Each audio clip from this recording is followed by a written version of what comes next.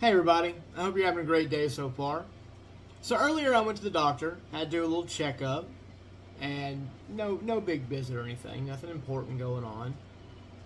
And we were talking about the service I was going to give Sunday at the church, and I told him that I was nervous. I was worried. I'd never done a communion service before, and I was nervous I was going to mess it up.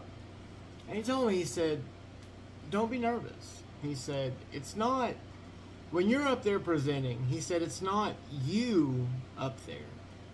He said, "You're up there in body." But he said, "The words that you're speaking, they're not coming from you.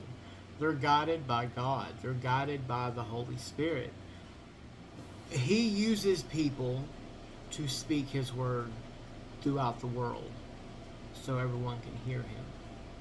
That's one way He reveals Himself to us. That's one way of His divine revelation to humans. Okay? God is all knowing, all powerful.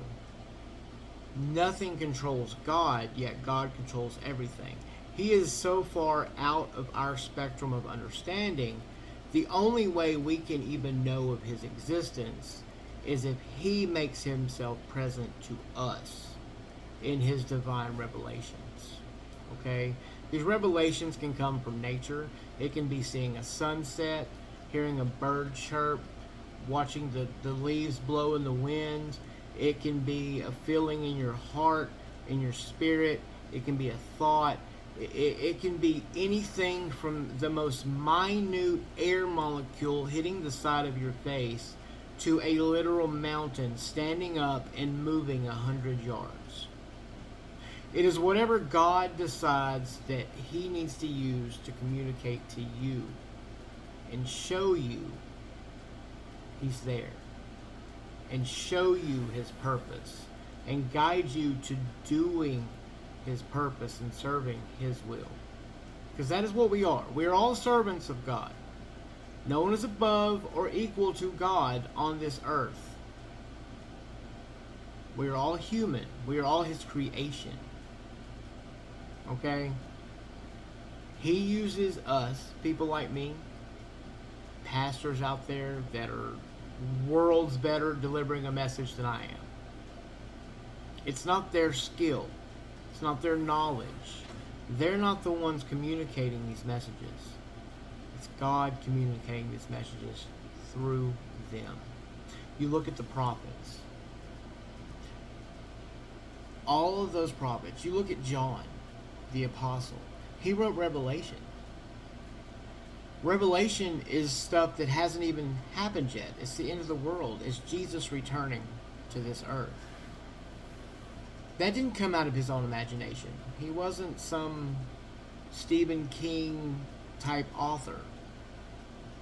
That was God revealing to John the future and having him write it down so we could pay attention and know what's going on, what to expect. At one point, Jesus sends out the apostles, and this is in Matthew chapter 10. This is verses 16 through 20. "Look, I'm sending you out as sheep among wolves. So be as shrewd as a snake and harmless as a dove. But beware, for you will be handed over to the courts and will be flogged with whips in the synagogues. You will stand trial before governors and kings, because you are my followers. But this will be the opportunity to tell the rulers and other unbelievers about me. When you are arrested, don't worry about how to respond or what to say. God will give you the right words at the right time. For it is not you who will be speaking. It will be the Spirit of your Father speaking through you." And that happens. Now, I'm not saying there are not people out there that are false witnesses that do not speak through the Spirit, that do not allow the Spirit and God to speak through them. They speak out of their own skill, their own knowledge base. These are not the words that we want to hear. Well, phrase that. These are the words that we often want to hear, but don't need to hear. If someone is taking the Bible and they're twisting it and changing it to serve their own purpose, their own will, their own ambitions, that was not sent to us by God. That is not God communicating the message to us. Because God will want a message delivered, and He will send it to someone to deliver that message. He'll make sure it gets across to who it needs to get delivered to. No matter what kind of divine revelation that is. Whether, again, it is an air molecule in the side of your face, or whether it's a pastor or preacher preaching the word, or whether it's just a random person on the street that had a feeling and they came up to you and talked to you about something. That's how it got by. God will make a way. But what the doctor told me was, God made a donkey talk to get the point across. So don't worry about messing up. Don't worry about falling short, because God will make a way. And that's true. It's humbling, but it's great information to have and to think about. God uses us all for a purpose. We're not going to fail Him because He's not going to allow us to fail Him. And if you're wondering about the donkey story, if you have not read it, it is in the book of Numbers, chapter 22, verses 21 through 41.